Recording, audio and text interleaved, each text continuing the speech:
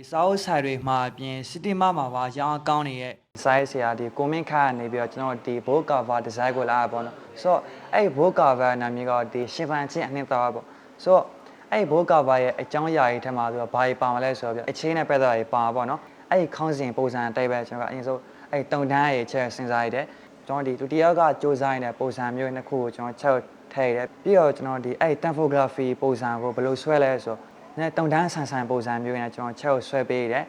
ပြီးတော့ကျွန်တော်နဲ့အချောသားရတာပေါ့သူ့ရဲ့ color ကဗျာကျွန်တော်ရှမန်ချင်းအနှင်းတော်ပါဆိုတော့နည်း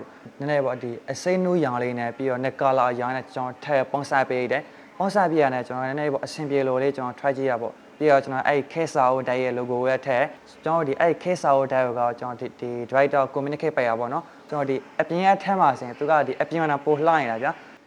နောက် video မှာဆိုရင်ကျွန်တော်ဒီအဲ့ book cover နဲ့ပတ်သက် share မဲတဲ့အပြင်ကျွန်တော်ဒီကိုယ်စီကိုကျွန်တော်ဒီအဲ့ပေါ့ size ဆရာတွေကရောက်လာအခါကျရင်ကျွန်တော်ဒီကိုဘက်ကနေပြီးတော့ဘယ်လို book cover ရရှိလဲကျွန်တော်ဘယ်လိုမျိုးလို့သိလဲဆိုတော့ကျွန်တော် share လုပ်ပေးသွားမယ်ဆိုတော့ဒီ video ကဒီလောက်ပါဗျ